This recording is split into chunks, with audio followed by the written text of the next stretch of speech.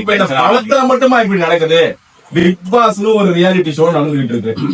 Big பாஸ்ல எவ்வளவோ இதெல்லாம் நடக்குது. பிக் பாஸ் இல்லைங்க, அது வந்து அடல்ட் பாஸ், அடல்ட் 18+ பாஸா போயிட்டு இருக்காரு. சார் விஜய் சேதுபதி சார், நான் உங்கள்கிட்ட ஒண்ணு மன்றாடி கேட்டுக்கிறேன்.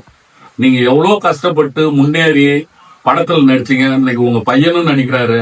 உங்களுக்கு அவ்வளவு மரியாதை இருக்கு. உங்க திரைத்துறையில மட்டும் இல்ல, எல்லார் மத்தியிலையும் நீங்க வந்து ஒரு பெரிய மனுஷனா, நல்ல மனுஷனா, நீங்க ஒரு நல்ல குட் கேரக்டர். நீங்க போய் இந்த கேவலமான இந்த காசுக்காக போய் மட்டமான பயல்களுக்கு போய் வணக்கம் வைக்கிறீங்க பாருங்க. அதையே நான் கேவலமா நினைக்கிறேன். கத்தியால குத்திக்கிறானுங்க. கத்தி எடுத்துக்கிட்டு ஆளுக்கு ஒரு கத்தியை வச்சுக்கிட்டு ஒரு உருவ பொம்மையை வச்சுக்கிட்டு போய் குத்துறானுங்க. உருவ பொம்மைய குழந்தைங்க பாக்குறாங்க. ஆமாங்க, உருவ பொம்மைய எரிக்கிறதும் தப்பு, உருவ பொம்மைய குத்துறதும் தப்பு. இந்த விஜய் டிவி இந்த கேவலமான செயலை செஞ்சுட்டு இருக்கு. எனக்கு விஜய் டிவி மேல நல்ல மரியாதை உண்டு. ஏன்னா சூப்பர் சிங்கர் அப்படிங்கிற ஒரு இதை நல்லா எடுத்து காட்டிருக்கீங்க.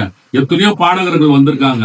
அது இல்லாம நிகழ்ச்சி வகைக்காக கலக்கப்போவது யாருன்னு ஒரு சேனலை உருவாக்கி நல்ல எத்தனையோ காமெடி நடிகர்களை உருவாக்கி இருக்கீங்க. அப்படியாப்பட்ட நீங்க பிக் பாஸ்லயும் நல்லா தான் வந்துச்சு. ஆனா இந்த எபிசோட்ல தேர்வு பண்ண ஆட்கள் இருக்கிறாப்பாங்க, அந்த ஆட்கள் எல்லாம் எப்படிங்கிறது உங்களுக்கு தெரியும். தெரிஞ்சுதான் செலக்ட் பண்ணிருக்கீங்க. இந்த மாதிரி ஒரு கேவலமான நிகழ்ச்சிக்கு இந்த சேதுபதி போகணுமா? விஜய் சேதுபதி